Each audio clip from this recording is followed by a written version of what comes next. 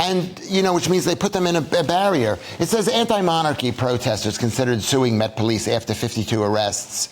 And apparently there was breaking news before that the police have now apologized, is what I heard. Anyway. That's what I've heard, that they've apologized to 6, but not to the others. I mean, I think it's like, according to the leader of the Republic, he said that there's no grounds or cause for suspicion whatsoever. And they arrested these people. They went in and they arrested the night before they arrested. And I tell you, this is actually, I mean, can I say this? What made the royal family so powerful is that they allowed all criticism and all demonstrations as a sign that they were so powerful. They didn't care if anybody protested them. It was like, look at how great we are.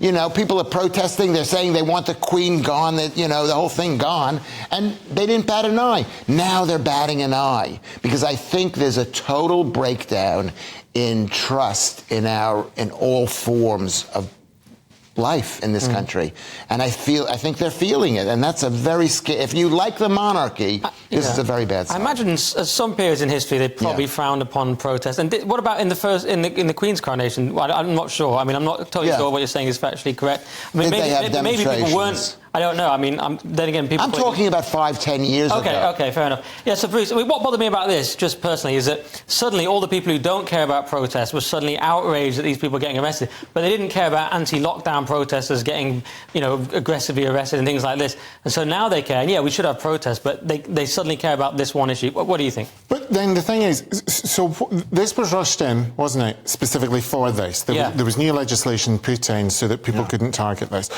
And there was new technologies such as facial recognition and all this. Where was all this database activity with the climate protesters and the oil people and all that kind of stuff? Because if they knew that they were going to do that, then they could have saved the public a lot of disruption. Yeah. I'm not saying that the climate thing isn't something that we should be talking about. Of course it is. But it just seems as though that this was brought in specifically for this. And how ridiculous now that people that get arrested. But then the thing was, they weren't even arrested for protesting, were they? They were like arrested with intent to protest. Yeah. Am I correct on that? Yeah, and there was a suspicion that they would lock on, which is where you glue yourself to stuff. Though it can actually technically mean... What's with the glue? Yeah.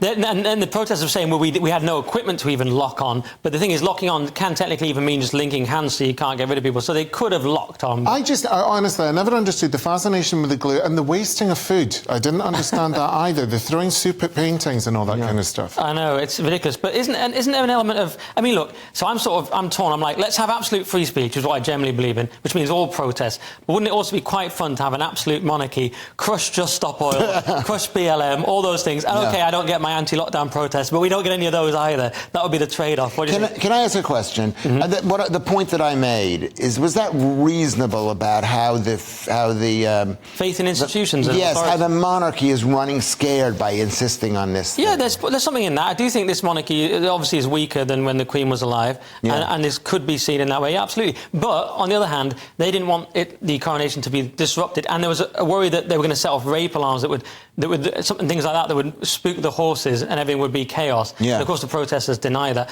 But that's one thing I heard as a reasonable concern. And isn't there an issue, although I'm a free speech person, isn't there an issue of decorum? It's the one day we're having a coronation. Can't you do your protest like any other day? Just as a, you know... But then I suppose they would argue the whole point of protesting an event like that is to get maximum exposure for the protesters. Yeah, because although people don't agree with the way that Eradicate Climate or whatever these people are called, they are getting a message out there.